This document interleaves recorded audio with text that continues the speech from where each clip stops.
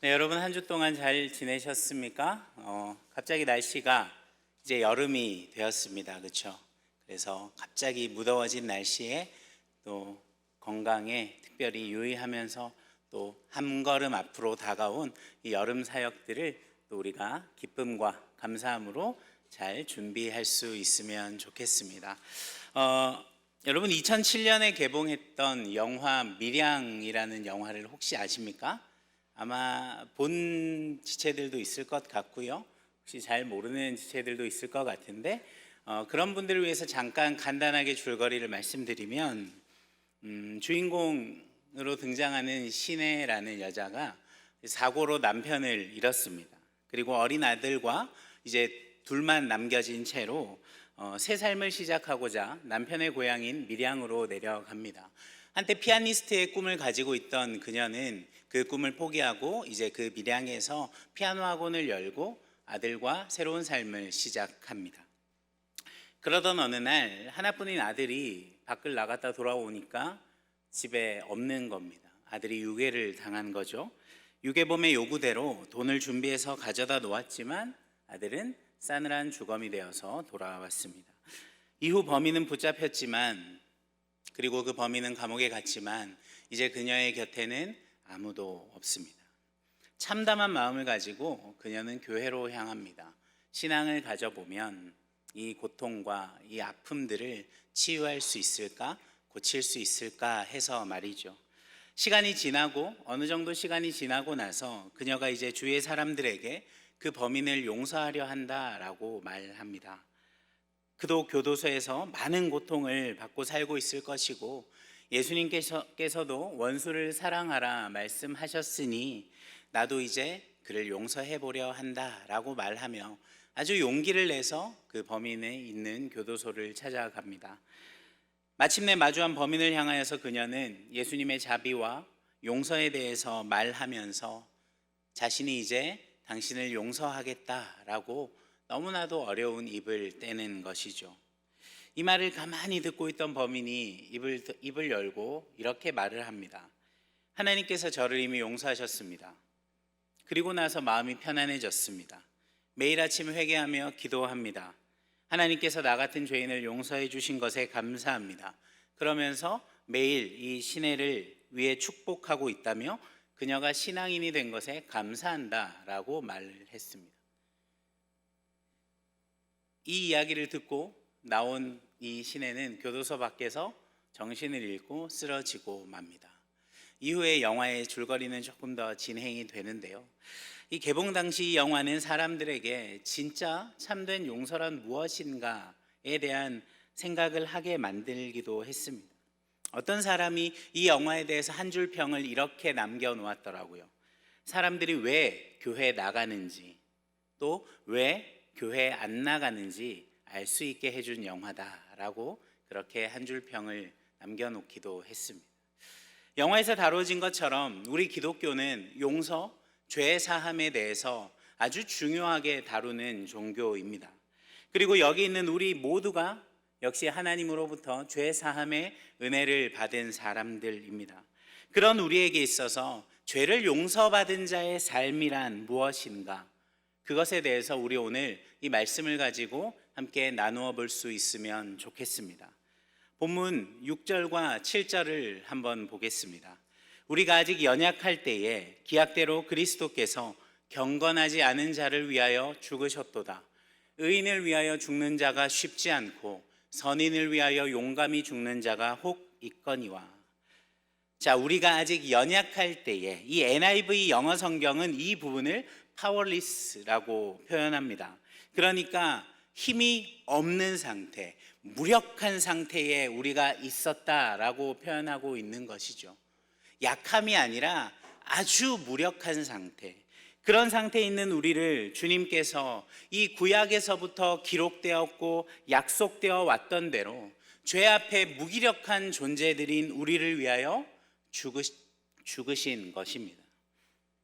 본문의 기록처럼 의인을 위하여 자신의 목숨을 포기하는 것도 쉽지 않은 일이고 선인을 위하여 자신의 생명을 바치는 사람들이 간혹 있을 수 있지만 그렇지만 이어지는 8절은 무엇이라 이야기하고 있냐면 우리가 아직 죄인 되었을 때에 그리스도께서 우리를 위하여 죽으심으로 하나님께서 우리에 대한 자기의 사랑을 확증하셨느니라 라고 말하고 있습니다.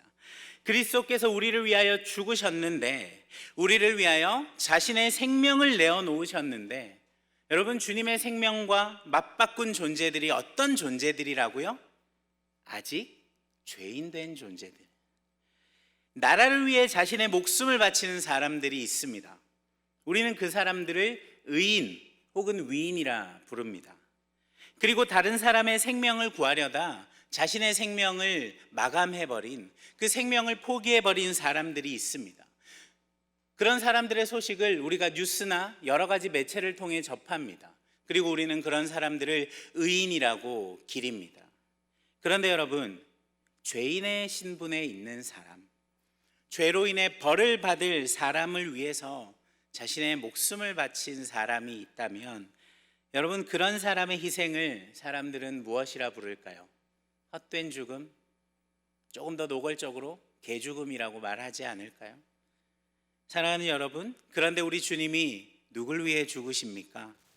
자신들을 붙들고 있는 죄 앞에서 아무런 저항도 할 수 없어서 죄 앞에 무력한 존재들인 우리를 위하여 존귀한 당신의 생명을 바꾸신 것입니다. 왜 이러한 희생을 주님께서 하신 것일까요? 이 죽음을 통해서 주님께서 우리에게 보여주고자 하시는 것이 무엇입니까? 당신께서 우리를 얼마나 사랑하고 계시는지를 우리에게 분명하게 나타내고자 함인 것이죠. 과거 미국의 유망한 젊은이들이 복음을 전하기 위해 에콰도르의 인디언 부족을 향해 선교를 떠났습니다. 하나님을 너무나도 사랑해서 땅끝까지 복음을 전하기 위하여서 순종함으로 길을 떠난 사람들이 있었습니다. 한 인디언 부족의 사역을 통하여 그들은 복음의 귀한 열매를 맺었습니다. 그 귀한 열매를 많이 맺은 그들은 또다시 새로운 부족에게 복음을 전하기 위하여 선교 여행을 떠났습니다. 마침내 그 인디언 부족이 사는 곳에 도착했고, 그곳에서 복음을 제대로 전하기도 전에 그 인디언 부족들에 의해서 목숨을 잃고 말았습니다. 그리고 그 소식은 미국 본토로 전해졌고, 신문은 그들의 사망 소식을 전하면서 기사에 이렇게 썼습니다. What a waste. 이것이 무슨 낭비인가. 여러분 잘 알고 있는 짐 엘리엇과 그의 동역자들의 이야기입니다. 여러분, 세상의 눈은 분명합니다. 유능하고 미래가 창창한 젊은이들이 왜 미개한 부족들을 위해서 그들의 목숨을 버려야 했느냐. 이들이 나라의 발전과 국가의 발전을 위해서 얼마든지 유용하게 쓰임받을 수 있는 사람이었는데, 글자도 모르는 이 미개한 부족들을 위해서 그 복음이 뭐라고 그것을 들고 가다가 이들의 젊음을 낭비해야 했느냐라고 세상은 그렇게 판단하고 기준 잡습니다. 인간의 죽음도 이러한데, 여러분, 우리 주님과 주님이 하신 일을 비교해 보면 어떻습니까? 세상의 기준으로 보면요, 낭비도 이런 낭비가 없습니다. 어떻게 하나님의 아들이 한낱 피조물을 위해 그의 생명을 바칠 수 있단 말입니까?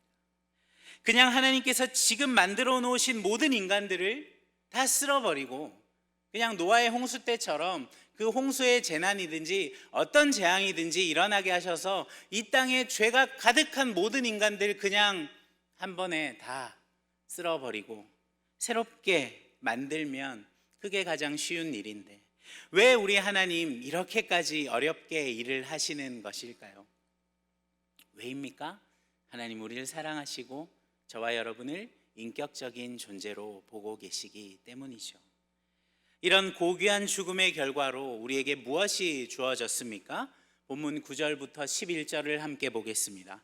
그러면 이제 우리가 그의 피로 말미암아 의롭다 하심을 받았으니 더욱 그로 말미암아 진노하심에서 구원을 받을 것이니, 곧 우리가 원수 되었을 때에 그의 아들의 죽으심으로 말미암아 하나님과 화목하게 되었은즉 화목하게 된 자로서는 더욱 그의 살아나심으로 말미암아 구원을 받을 것이니라. 그뿐 아니라 이제 우리로 화목하게 하신 우리 주 예수 그리스도로 말미암아 하나님 안에서 또한 즐거워하느니라. 예수께서 십자가에서 흘리신 보혈의 피로 말미암아 누가 의롭게 된 것입니까? 우리가 의롭다 하심을 받은 것입니다. 그리고 이렇게 의롭다 칭함받은 우리는 영원한 진노가 임하는 심판으로부터 구원을 받게 되었습니다. 죄로 인해 하나님과 원수가 되어버린 인간의 삶에 예수께서 인간의 죄를 대속하심으로 말미암아 우리가 다시금 하나님과 화목을 누릴 수 있게 된 것이죠. 여러분, 이것이 얼마나 큰 은혜인지 모릅니다. 우리는 우리의 구원에 있어서 아무런 영향력을 발휘할 수 없는 존재들이었습니다. 왜입니까? 우리는 죄 앞에 무력했기 때문입니다. 예수께서 우리를 위해 죽으심으로 그런 무력한 우리를 그 죄의 문제로부터 해결해 주시고 건져 주시는 것입니다. 그리고 하나님과 죄인들의 무너진 관계를 다시 한 번 더 회복시켜 주신 것이죠. 이것이 우리가 말하는 복음입니다.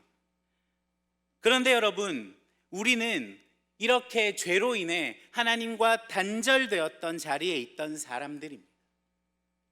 여러분, 오늘 제가 이 이야기를 하는 이유는 여러분이 이 이야기를, 이 복음을 몰라서 하는 이야기가 아니고요, 또 넌 죄인이야 라며 여러분을 정죄하고 싶어서도 아닙니다. 우리의 삶에 있어서 이 사실, 이것을 기억하는 것이 우리의 삶의 태도에 있어서 아주 큰 다름을 가져다 줄 수 있기 때문에 이 이야기를 하는 것입니다. 제가 몇 주 전 우연한 기회에 아주 옛날 찬양을 좀 듣게 되었습니다. 흔히 우리가 농담처럼 하는 기도원 찬양. 여러분, 그런 곡들이 어떤 건지 아시죠? 여러분은 세련된 사람들이기 때문에 그런 찬양을 잘 부르지 않을 겁니다. 그렇죠? 여기에 계신 우리 집사님들 혹은 간사님들 세대는 아마 알고 계실 만한 찬양들. 세상에서 방황할 때라는 찬양이 있습니다. 잘 모르겠죠? 제목부터 아주 기도원스럽지 않습니까? 찬양의 가사는 1절 가사는 이렇습니다. 세상에서 방황할 때 나 주님을 몰랐네. 내 맘대로 고집하며 온갖 죄를 저질렀네. 예수여, 이 죄인도 용서받을 수 있나요? 벌레만도 못한 내가 용서받을 수 있나요? 지금 여기에 있는 여러분에게 찬양의 가사를 쓰라고 하면 아무도 이렇게 가사를 쓸 사람 없을 겁니다. 음악을 좀 아는 친구들이라면 절대로 저렇게 촌스럽게 나는 가사를 쓰지 않아 라고 이야기할 겁니다. 아마 여러분의 부모님 세대 혹은 할아버지 할머니 세대가 많이 불렀던 찬양입니다. 촌스럽습니까? 그리고 아주 1차원적인 고백의 노래가 아닙니까? 그런데 여러분, 가만히 생각을 해보니 과거엔 이런 찬양들이 참 많았습니다. 나는 주님 앞에 너무나 큰 죄인이라는 고백.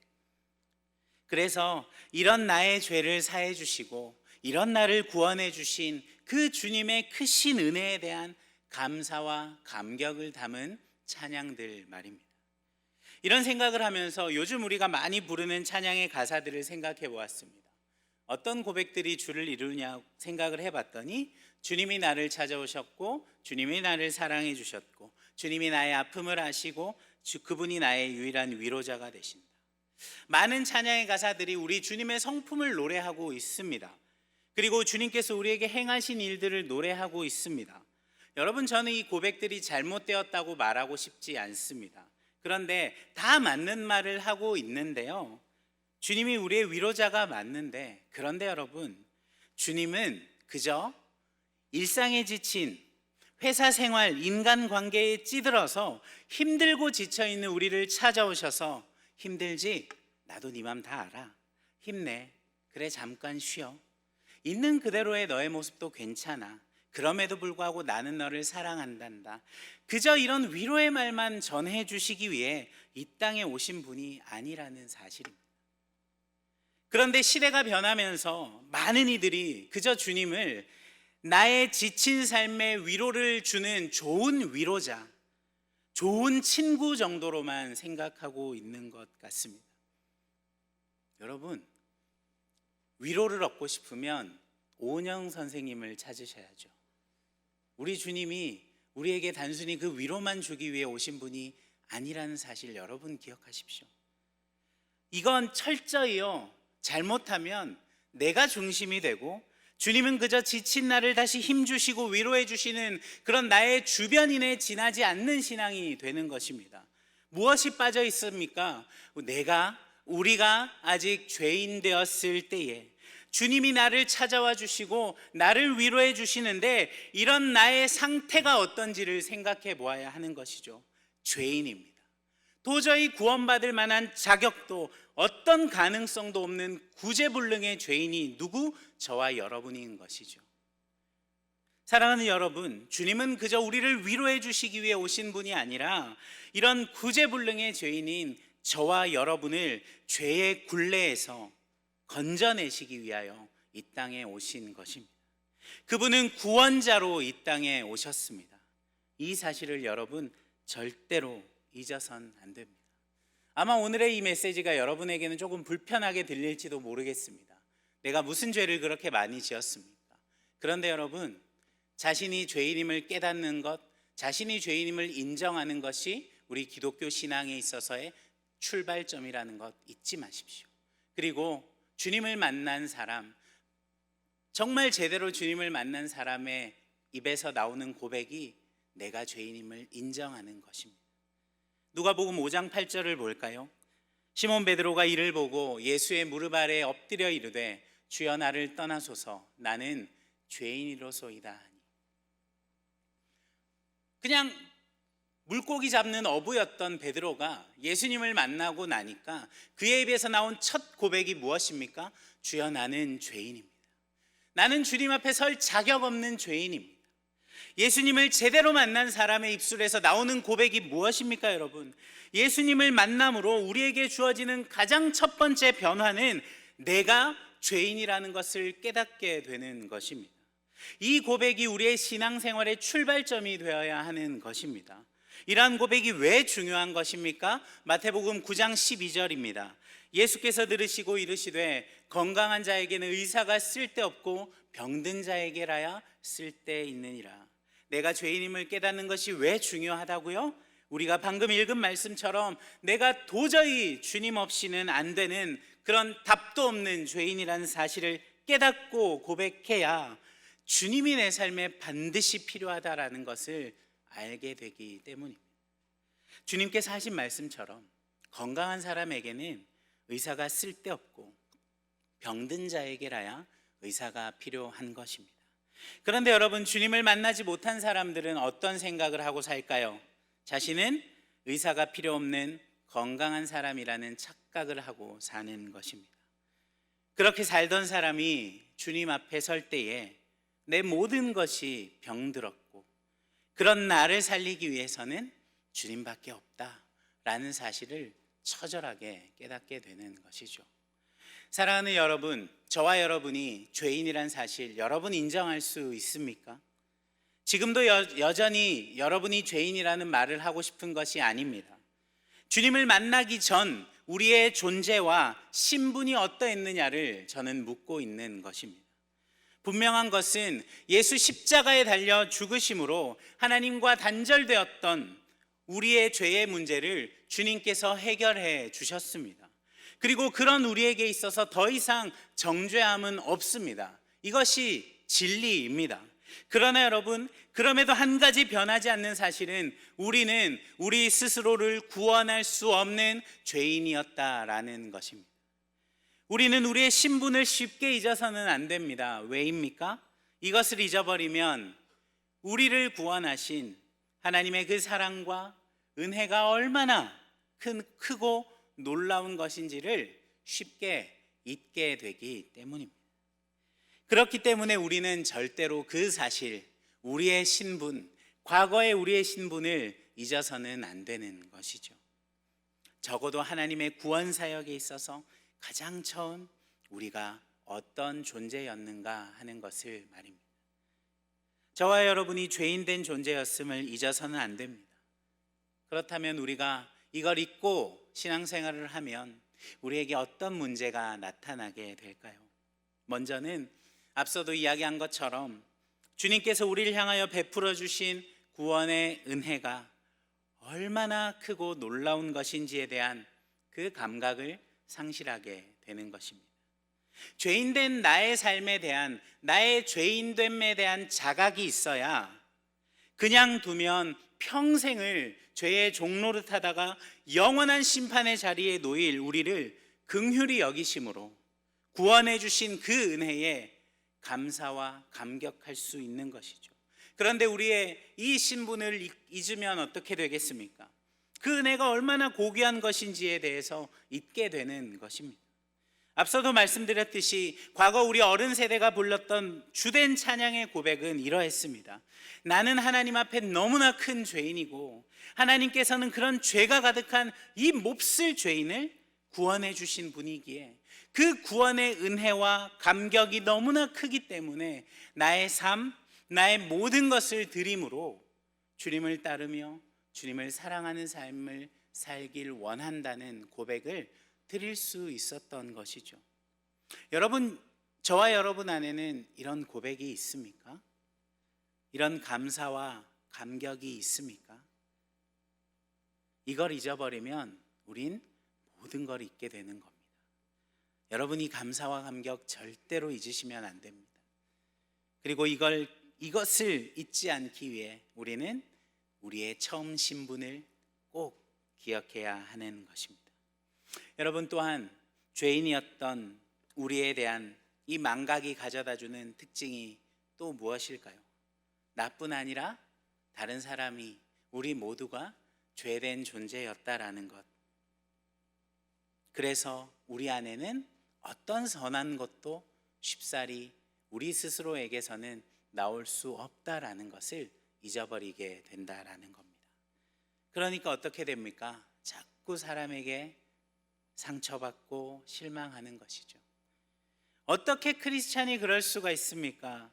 주님을 사랑한다고 말하면서, 아니 조금 전까지 그렇게 거룩하게 찬양했으면서 어떻게 그렇게 행동할 수 있고 그렇게 말할 수 있습니까? 실망입니다. 교회에 실망했습니다. 공동체에 실망했습니다. 자꾸 실망한대요. 계속 실망한대요. 여러분, 도대체 어떤 선한 것을 기대하셨습니까? 도대체 우리 각 사람에게 얼마나 선하고 귀한 것을 여러분 기대했길래 그렇게 많이 실망하십니까? 사랑하는 여러분, 우리 안에는 절대로 선한 것이 나올 수 없습니다. 비록 우리의 원죄가 주님의 십자가의 죽음으로 사함을 받았지만 여전히 우리 안에는 죄의 흔적이 남아있고 우리가 살아가면서 짓는 이 자범죄의 문제가 우리 안에는 남아있기 때문입니다.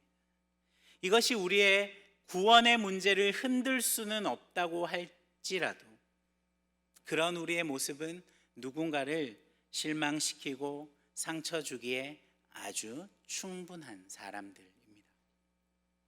그렇기 때문에 우리가 매일매일의 삶을 기도와 말씀 앞에 우리의 삶을 세워내야 하는 것이죠. 매일을 성화된 성도의 삶을 살아가기 위해 힘써야 하는 것이죠. 그러나 그와 함께 우리가 기억해야 하는 것이 무엇일까요? 아무리 우리가 힘써 노력한다 할지라도 우리 스스로의 힘으로, 나의 힘으로는 우리 안에 선한 것이 나올 수 없다라는 고백입니다. 지금 옆에 앉아있는 지체들 얼굴을 한번 볼까요? 여러분, 선한 것이 있습니까? 이렇게 한번 말해줄까요? 너를 보니, 한번 해봅시다. 너를 보니 선한 것이 없구나. 맞습니까? 한 번 더 할까요? 너를 보니 소망이 없구나. 그러나 여러분, 소망 없고 선한 것 없어도 우리는 좌절하고 낙심하고 실망할 필요가 없습니다. 왜입니까?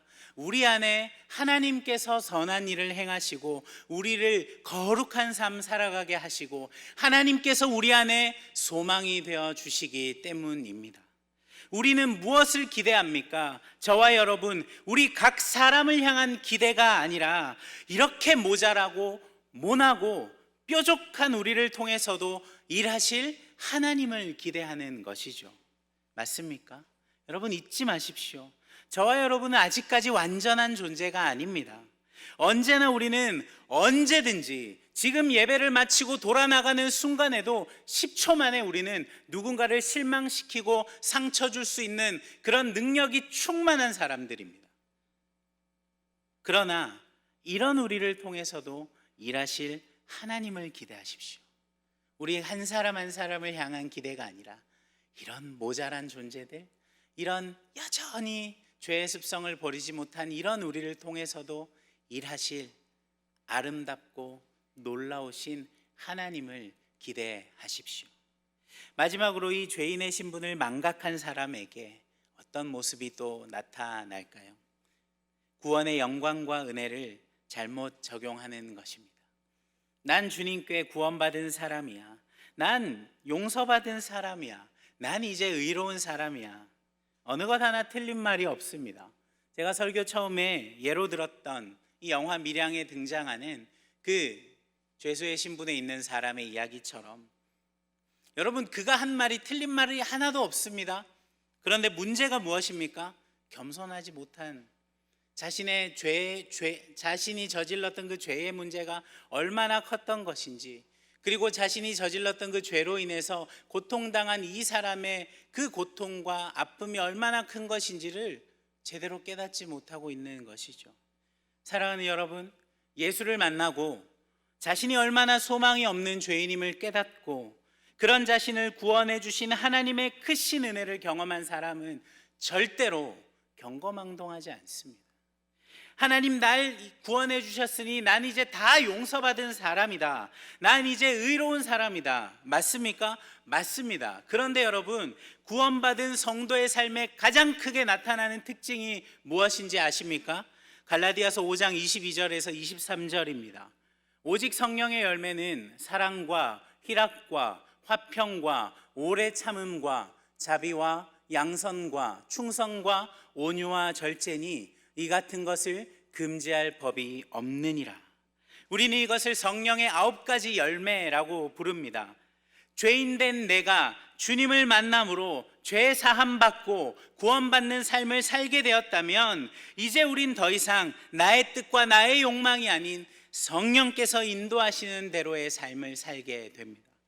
그리고 성령께서 우리의 삶을 통해 열매 맺게 하시는 이 9가지의 모습이 우리 안에 나타나야 한다라는 것입니다. 이 성령의 9가지 열매를 성경 원어에서는 여러분 복수형으로 표현하고 있지 않고 단수형으로 표현하고 있습니다. 그것이 무슨 말입니까? 이 하나의 열매 안에 이 9가지가 다 들어있다, 다 나타난다라고 하는 것이죠. 이 9가지 열매 중에서 여러분 도대체 어떤 열매가 나를 스스로 드러내고 내 의를 자랑하는 그 성품이 있습니까? 하나도 없습니다. 여러분의 삶을 좀 잘 살펴보십시오. 나는 이제 구원받은 하나님의 백성이기에 나는 그 믿음을 가지고 살아가는데 여러분 안에 여전히 나의 의를 자랑하고자 하는 마음이 있는지, 또 그것을 거창하고 거룩하게 포장해서 마치 성령님께서 주시는 마음인 것처럼 그것을 자랑하고 드러내는 그런 삶이 우리 안에는 없는지 여러분 반드시 살펴보시기를 소망합니다. 말씀을 정리하겠습니다. 사랑하는 여러분, 저와 여러분 모두는 죄인입니다.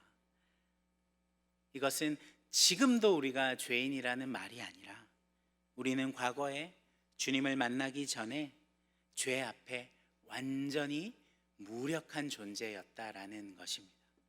소망이 없고 답이 없는 죄인의 신분을 가진 삶을 우리가 살았다라는 것이죠.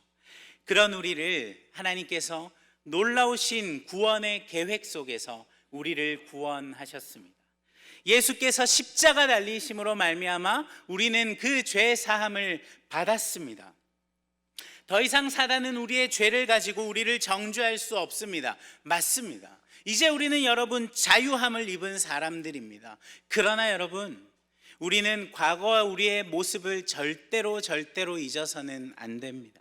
내가 죄인이었음을 잊어버리는 순간 우리는 그런 우리를 구원하신 하나님의 사랑이 얼마나 크고 놀라운 것인지를 잊게 됩니다. 마치 내가 구원받을 자격이 있어서, 마치 내가 하나님으로부터, 우리 주님으로부터 구원받을 만한 대단한 믿음과 대단한 자격을 갖췄기 때문에 마땅히 구원받을 만한 구원을 받았다라는 착각을 우리가 할 수 있다라는 것이죠. 그렇게 되면 어떻게 됩니까? 아주 뻔뻔스러운 의인 흉내만 내는 삶을 사는 것이죠. 잊지 마십시오, 여러분. 저와 여러분 모두는 죄인이었던 사람들입니다. 그리고 이 죄의 사함에는 우리의 노력, 우리의 자격, 일도 포함되어 있지 않습니다. 그렇기 때문에 절대로 우리는 이것을 내 의로 드러낼 수 없습니다. 왜입니까? 내가 잘해서 받은 구원이 아니기 때문이죠. 전적으로 타락했던 우리를 향한 하나님의 전적인 은혜의 선물인 것이지, 저와 여러분이 거룩한 삶을 잘 살고 잘 믿어서 주어진 구원이 아니기 때문입니다. 에베소서 2장 8절에서 9절 말씀입니다. 너희는 그 은혜에 의하여 믿음으로 말미암아 구원을 받았으니 이것은 너희에게서 난 것이 아니요 하나님의 선물이라. 행위에서 난 것이 아니니 이는 누구든지 자랑하지 못하게 함이라. 여러분, 거저 주신 것입니다. 그렇기 때문에 우리는 하나님 앞에 우리에게 그 크고 놀라우신 은혜를, 구원의 은혜를 주신 하나님 앞에 감사와 영광을 돌릴 뿐이죠. 그리고 성령께서 우리의 삶에 내주하심으로 소망 없는 우리의 삶에 역사하셔서 성령의 열매들을 맺힐 수 있게 해 주실 것을 바라고 소망하며 끊임없이 우리의 삶을 말씀 앞에 세워갈 뿐입니다. 기억하십시오. 저와 여러분 안에는 어떤 티끌만한 자랑할 만한 것도 의로움도 하나도 없었다라는 것을 말입니다. 우리는 소망이 없는 죄인이었다라는 사실을 잊지 않고 살아가므로 우리를 향한 하나님의 크고 놀라우신 은혜와 사랑에 늘 감사하며 감격하는 삶을 살아가는 저와 여러분이 될 수 있으면 좋겠습니다.